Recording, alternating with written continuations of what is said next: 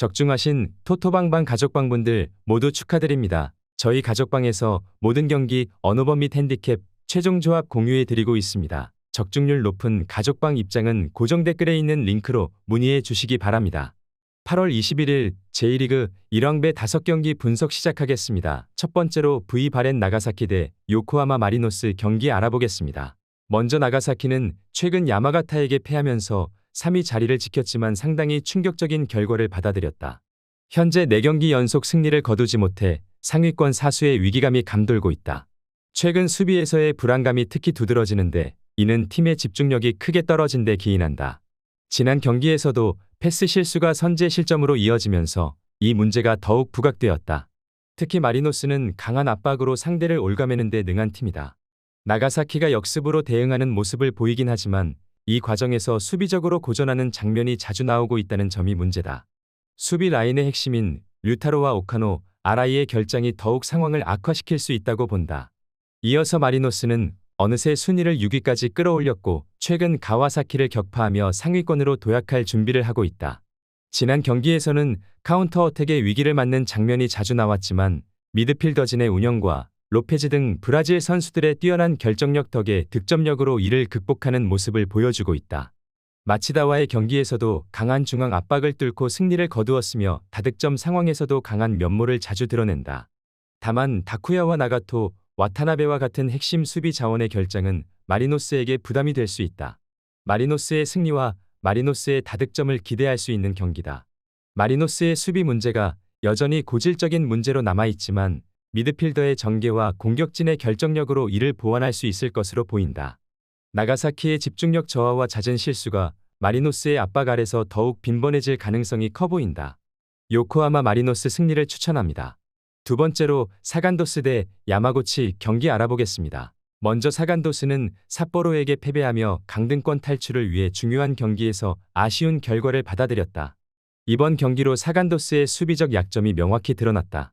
압박을 적극적으로 가하는 팀임에도 불구하고 수비의 규율에 문제가 많은 것이 사실이다. 사간도스는 이기는 상황에서도 다득점 경기를 통해 변수로 이득을 보려는 경향이 있다.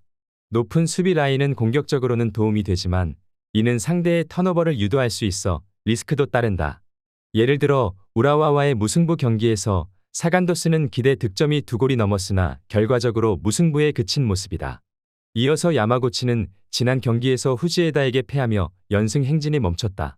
후지에다는 야마구치의 배후 공간을 노렸고 이것이 야마구치에게 불리하게 작용했다. 야마구치는 기본적으로 적극적인 공세를 선호하며 높은 점유율을 유지하는 팀이다. 그러나 상대의 강한 압박에 후방에서 위험한 상황이 발생할 가능성이 크다. 사간도스 또한 기동성이 좋은 팀이기 때문에 지난 경기에서 드러난 야마구치의 배후 공간 문제가 다시 부각될 수 있다. 다만 야마구치는 공수 전환이 빠른 특징을 가지고 있으며 휴식기 이후에는 전반기에 비해 템포가 개선된 모습을 보이고 있다. 사간도스는 야마구치를 상대로도 적극적인 압박을 이어갈 가능성이 높고 배후 공간을 노리는 전술을 사용할 것으로 보이는 매치업이다. 그러나 사간도스의 수비 규율이 여전히 불안하고 야마구치 역시 기동력에서 전반기보다 후반기에 더 나은 모습을 보이고 있는 점을 감안해야 한다. 무승부를 추천합니다. 핸디 언어버 및 최종 조합 받아보실 수 있는 가족방 입장 방법 알려드리겠습니다. 먼저 영상 하단의 댓글을 클릭해 주세요. 두 번째로 댓글 속 가족방 링크를 클릭해 주세요. 마지막으로 채팅 참여하기 누르신 후 메시지 주시고 답장 기다려 주시면 가족방 입장 도움드리도록 하겠습니다. 그럼 분석 이어가 보도록 하겠습니다. 세 번째로 산프레체 히로시마 대 에임의 경기 알아보겠습니다. 먼저 히로시마는 나고야를 꺾으며 리그 2위 자리를 유지했다.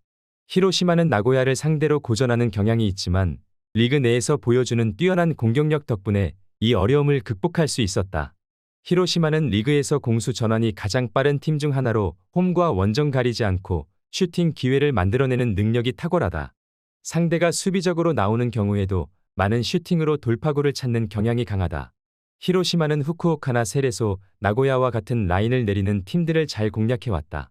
수비 시 배후 공간을 내줄 우려가 있긴 하지만 히로시마는 기동성으로 이러한 약점을 어느 정도 보완할 수 있을 것이다. 이어서 에이메는 오이타를 이기며 9위로 순위를 끌어올렸다.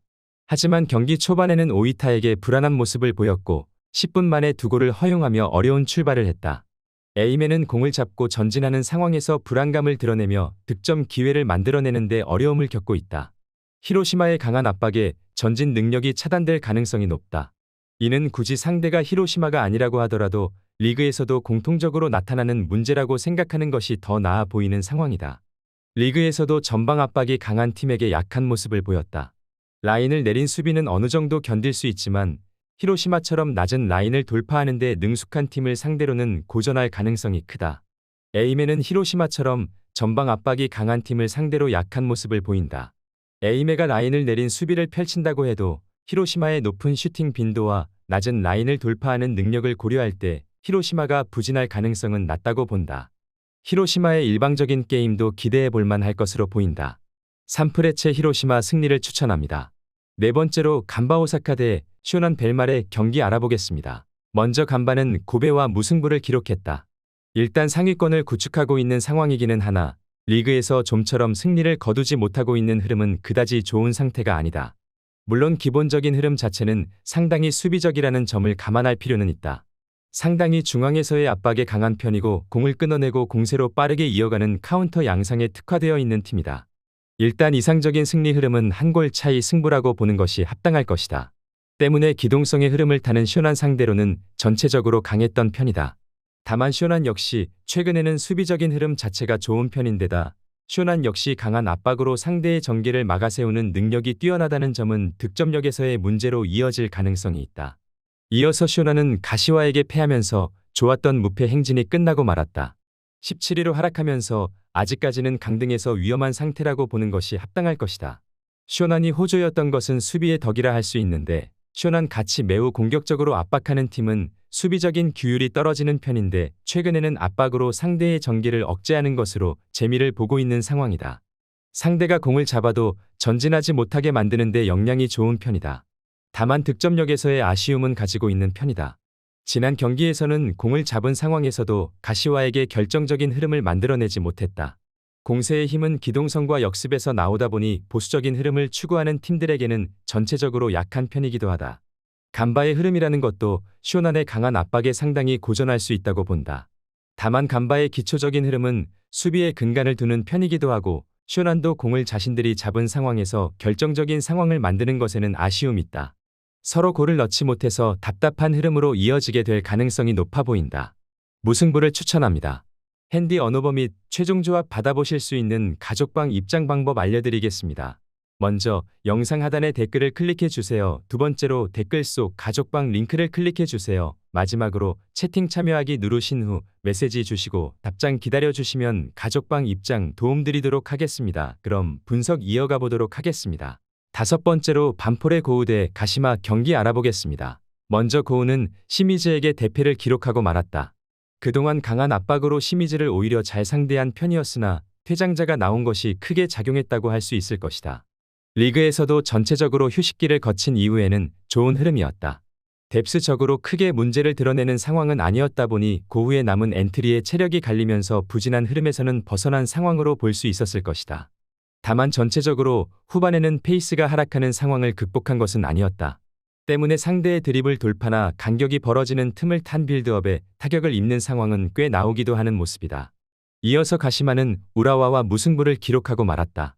일단 이 대진에서는 지난 경기 이전까지 5연속 무승부가 나오는 모습을 보이기도 하다 보니 무승부 자체가 특이한 일은 아니었다고 할 수 있었다. 기본적으로 후방에서의 빌드업을 최대화하는 성향을 보이게 된다. 따라서 상대가 강하게 압박하는 상황과 카운터 상황에서는 약점을 보이기도 하는 편이다. 지난 경기에서도 우라와의 후반 프레스에 고전한 것을 수비수들이 상당히 잘 커버한 것에 가까웠던 것이 사실이다. 물론 라인을 극단적으로 높게 잡는 성향은 아니다.